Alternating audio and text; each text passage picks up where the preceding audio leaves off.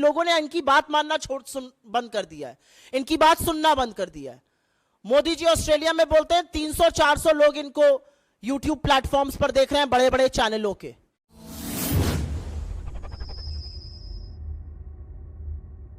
लगता है कि इसका एक कारण यह भी है, और मैं ये किसी अहंकार से नहीं बोल रही हूं, लेकिन इसका कारण यह भी है कि लोगों ने इनकी बात मानना बंद कर दिया है, इनकी बात सुनना बंद कर दिया है।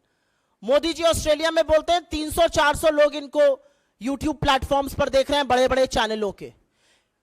आज ट्विटर की ही बात कर लीजिए, हमारी कोई भी ट्वीट उठा लीजिए, चाहे वो लास्ट 30 ट्वीट हो, चाहे लास्ट 50 हो, लास्ट 100 हो, लास्ट 1000 हो। आईएनसी की ट्वीट का इंप्रेशन 45 लाख है, वहां पर भाजपा की ट्वीट का इंप्रेशन 5 लाख है।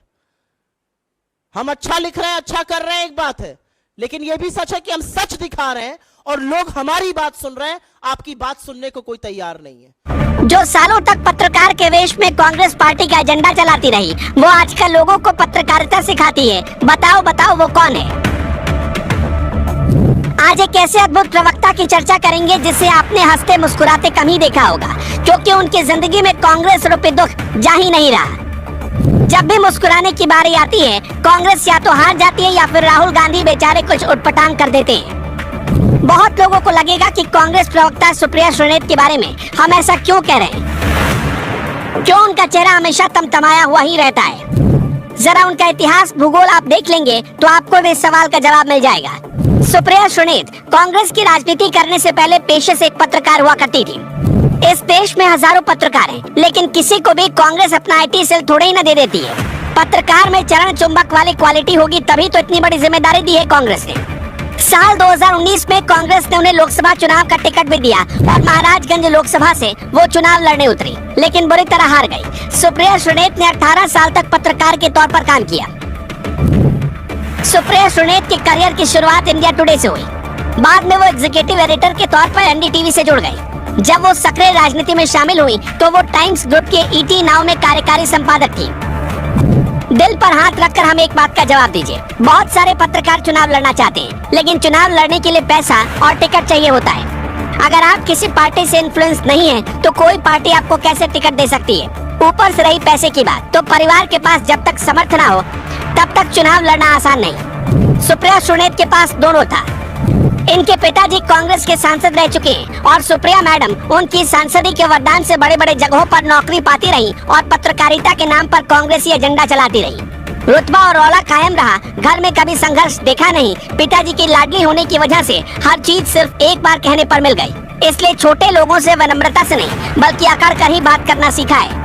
उनको लगता है कि हर कोई उनकी जेब में ही है, हर कोई उनका नौकर है, और ऐसा लगता है कि राहुल गांधी जी का पाँव धोकर पी जाएंगे। राहुल जी अगर देश के खिलाफ कुछ भी बोल दें तो सुप्रिया जी उसे कड़वा घूंट समझकर बेचारी पीने को भी तैयार हो जाती हैं। इसीलिए तो उनकी बीपी हमेशा हाई रहती है। अभी तक का यही इतिहास रहा है कि वो जिस चैनल, मीडिया या पार्टी में चली गई उसका बेड़ा गर्क ही समझो। अगर कांग्रेस के लिए कहीं प्रचार कर दिया तो फिर कांग्रेस की हार की गारंटी समझो, क्योंकि कांग्रेस कार्यकर्ताओं को भी ये शिकायत रहती है कि सुप्रिया श्रीनेत हमेशा अकड़ कर ही बात करती हैं। सुप्रिया श्रीनेत पूर्व सांसद हर्षवर्धन की बेटी हैं। हर्षवर्धन पहले सोशलिस्ट पार्टी में थे, लेकिन बाद में कांग्रेस ज्वाइन कर लिया। साल 2009 के लोकसभा चुनाव में भी हर्षवर्धन की जीत हुई थी, लेकिन 2016 में उनका देहांत हो गया। सुप्रिया श्रीनेत ने शुरू से ही बीजेपी का विरोध घर में देखा। जब वो पत्रकारिता करने आई तो अपने घर का ही एजेंडा टीवी चैनलों में भी चलाती रही और बीजेपी के खिलाफ खबरें लिखा और चलाया करती थी। मोदी राज आने के बाद न्यूज चैनल और मीडिया संस्थानों में कांग्रेस की दलाली चल नहीं पाई, तो अपने असली रंग में आ गई और अब खुलकर कांग्रेस के लिए बैटिंग करती हैं। साल 2016 से वो एक्टिव पॉलिटिक्स में है। अब आपको लग रहा होगा कि हमने इतना ज्ञान आपको किस लिए दिया। दरअसल कुछ घंटे पहले सुप्रिया श्रीनेत से एक पत्रकार ने पूछा, आप अक्सर पत्रकारों को चरण चुंबक पत्रकार कहती हैं, ये चरण चुंबक पत्रकार क्या है? फौरन सुप्रिया श्रीनेत ने कहा, वो जो पीएमओ के आदेश पर चलते हैं और मोदी की भक्ति करते हैं, ऐसे लोगों को वो पसंद नहीं करती और उन्हें चरण चुंबक पत्रकार कहती हैं। लगे हाथ सुप्रिया श्रीनेत को लोगों ने x.com पर उनका असली चेहरा भी दिखा दिया। 20 सालों तक पत्रकार बनकर उन्होंने जो एजेंडा चलाया उसको लोगों ने एक्सपोज कर दिया। वैसे कभी कभी तो ऐसा लगता है कि मैडम करेला खाकर टीवी डिबेट में जाती होंगी। माफ कीजिएगा सुप्रिया जी, हमारा मकसद आपको ठेस पहुंचाना या आपकी भावनाओं को ठेस पहुंचाना बिल्कुल नहीं है। आपसे ही सीखा है खरी खरी बोलना, इसलिए सच बोल दिया और यही सच बोलकर आपका असली चेहरा लोगों के सामने रख दिया। अब दर्शकों के ऊपर है, वो आपको अच्छा समझे या बुरा। वैसे दर्शकों से भी हमारा एक सवाल है, आप भी कमेंट बॉक्स में बताइएगा ऐसे बेलगाम प्रवक्ता का कांग्रेस को क्या करना चाहिए। इस वीडियो को शेयर कीजिए फेसबुक पर, व्हाट्सएप पर, यूट्यूब पर। जल्द मिलते हैं अगले वीडियो में, तब तक के लिए आप सबका इस वीडियो के अंदर बने रहने के लिए दिल से धन्यवाद।